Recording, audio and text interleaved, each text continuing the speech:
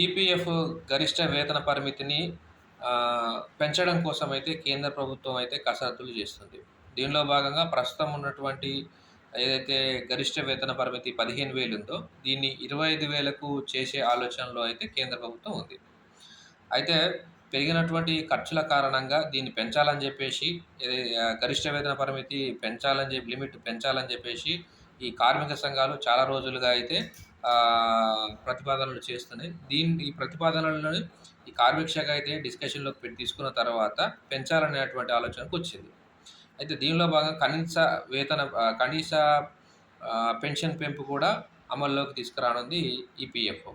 అయితే ఇప్పటికే EPF 26, EPS 26 అనేది అమల్లోకి తీసుకొచ్చినటువంటి కేంద్ర ప్రభుత్వం దీన్ని కూడా అమల్లోకి తీసుకురావాలని ఆలోచనలో ఉంది. ఈ ఈపీఎఫ్ గరిష్ట వేతన పరిమితి పెంపుకు సంబంధించి ఆర్థిక శాఖ అయితే ఆమోదం తెలిపినట్లు సమాచారం. ఆర్థిక శాఖ ఆమోదం తెలిపింది కాబట్టి ఇక కేంద్ర కేబినెట్ ఆమోదం తెలిపినట్లయితే దానిలో సంబంధిత మార్పులు చేసిన తర్వాత సీబీటీ ఆమోదం తర్వాత మనకు ఏదైతే అమల్లోకి రానున్నది ఈ ఈపీఎఫ్ గరిష్ట వేతన పరిమితి. దీనికి కొంచెం టైం పడుతుందని కూడా కార్మిక సంఘాలు, సంబంధిత ఈపీఎఫ్ అధికారులు కూడా చెప్తున్నారు. దీని ద్వారా అయితే మనకు శ్రమజీవులకైతే మనకు లాభం జరిగేటువంటి అవకాశం ఉంది. ఎలాగంటే మనకు 15,000కు ఎంప్లాయీ షేరు 1,800, ఎంప్లాయర్ షేరు అంతే మోతాదులో 1,800. అప్పుడు 3,600 అవుతుంది. ఈ 15,000 గరిష్ట వేతన పరిమితిని 25,000కి పెంచిన కారణంగా ఇప్పుడు 25,000 మీద మనం 12% గనుక చేసినట్టయితే అది 3,000 అవుతుంది.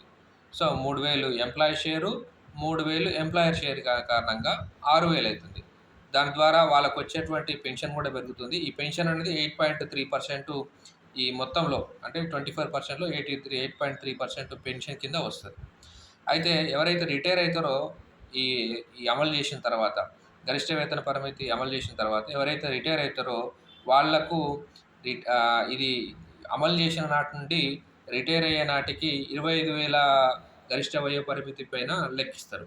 అట్లాగే దానికంటే ముందు అంటే గరిష్ట వేతన పరిమితి నుంచి స్టార్ట్ చేసిన డేట్ నుండి 2014 వెనక్కి వెళ్ళినట్టయితే మనకు 15,000 మీద, 2014 కంటే ఇంకా వెనక్కి వెళ్ళినట్టయితే 6,500 మీద ఈ ఈపీఎఫ్ఓ గరిష్ట వేతన పరిమితిని అయితే లెక్కించి మొత్తాన్ని కలిపి మనకు పెన్షన్ రూపంలో ఇవ్వడం జరుగుతుంది. సో ఇదంతా కూడా కార్మికులకైతే ఒక మంచి పథకంగా మనము మంచి ముందడుగుగా భావించొచ్చు.